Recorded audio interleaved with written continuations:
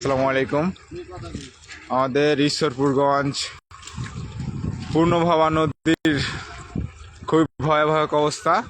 তার জন্য আমাদের টিম ঈশ্বরপুরগঞ্জ তরুণ সংঘর আরও অনেক সদস্য আছে আমার এখানে, যেমন বাবর আলী মামা আছে, তারপরে হচ্ছে আরও অনেকেই আছে, যার কথা আমাদের টিম অলরেডি কাজ করছে। মানে হচ্ছে এদিকে আপনার কচুরি আটকে গেছে, না তো ব্রিজ উল্টে যাবে, তো ভেঙে পড়বে। আর এই যে গাড়ি যাচ্ছে, এখন গাড়ির অবস্থা দেখতেই পাচ্ছেন, পিছনে একবারে হটে যাচ্ছে, স্লিপ খাচ্ছে। তো যাই হোক, সব মিলিয়ে আমাদের এলাকার মানুষ খুব একটা মানে খারাপ, ভালো নাই, খুবই খারাপ অবস্থা।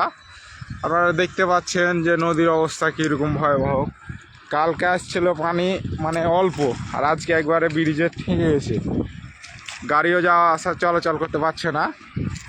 তো যাই হোক, এই হচ্ছে আমার মামা তরুণ সংঘ পক্ষ থেকে আসছে, এখানে মোস্তাফিজুর ভাই তাও আছে, আরও আমাদের টিমের অনেকেই আসবে। সবাই যদি কাজ না করে তাহলে এটা কোনোভাবেই রোধ করা সম্ভব না। মানে অলরেডি গাড়ি ঠিক মতো যাওয়া আসা করতে হচ্ছে না, মানে ওদিকে সব ভুসা পড়তে লেগেছে, মাটি ধসে যাচ্ছে।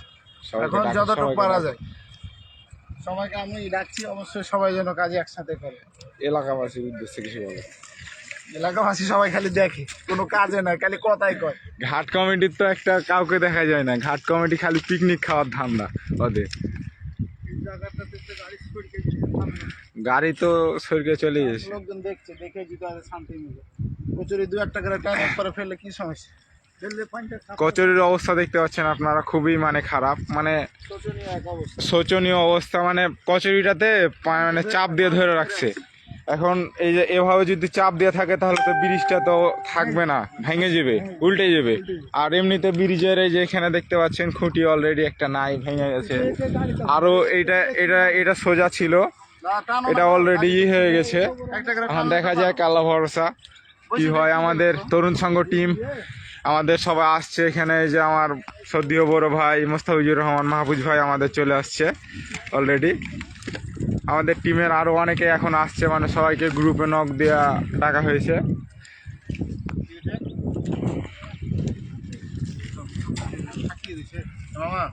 ভাই মাহফুজ ভাই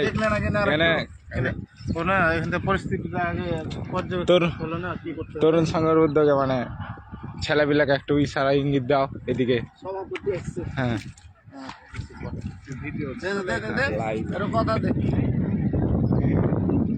মানে এতগুলো কচুরি পানা একার পক্ষে সম্ভবই না, একা কোনোভাবে এতগুলো কচুরি পানা সম্ভব নয়। গাড়ি আসছে কিছুক্ষণ আগে, গাড়ি মনে হয় আমার উপর উঠাই দিচ্ছে। গাড়ির সাইড থেকে হটে যাও, গাড়ির আসলে মানে স্লিপ খাচ্ছে, তখন গাড়ির আগা দিক কোন দিকে যাচ্ছে, পিছা দিক কোন দিকে যাচ্ছে কিছু বোঝা যায় না।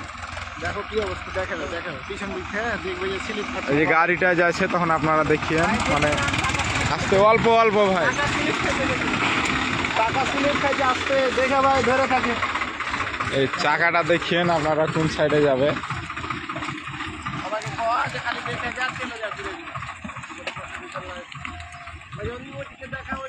এই যে দেখছেন, এই যে গাড়িটা কোত্থেকে কই চলে গেল। ব্রিজটাও খুব একটা মানে ঝুঁকাঝুঁকি করছে, মানে ব্রিজের অবস্থা খুব একটা ভালো না, আল্লাহ জানে কি হবে।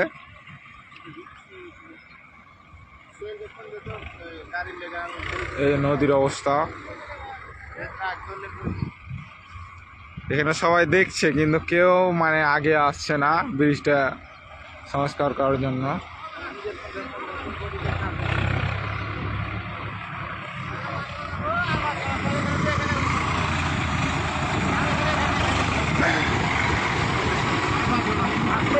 দেখতে পাচ্ছেন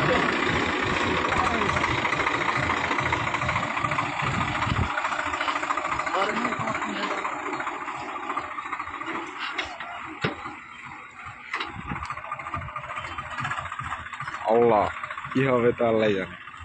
স্লিপটা কত জোরে কাটছে দেখছেন আপনারা।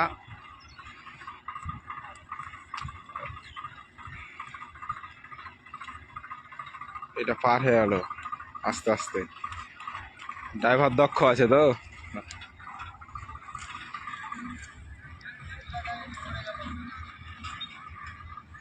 কি বলবো মামা, না ফোন দিয়েছি। কে সোহেল এটা?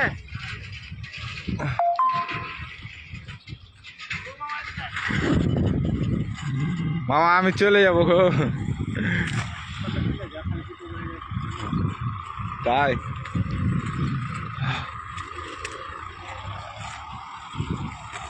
আমার তরুণ সংঘ ছেলেপিলা, তরুণ সংঘ ছেলেপিলা তোমরা কোথায় আছো?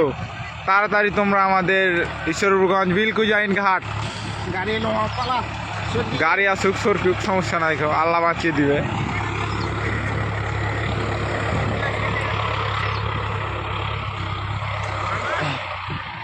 মামা এদিকে চলে এসো মামা এদিকে এসো। খালি গাড়ি পিছলিবে বেশি। আসতে যান আসতে। হ্যাঁ স্লো মানে একবারে স্লো, পিছার দিক কোন দিকে যাবে তা মানে দেখা যাবে না।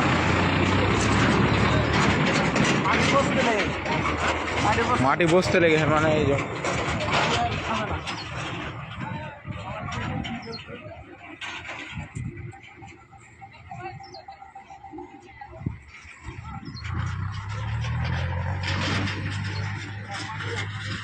ওয়েটিং দেখেছে মামা।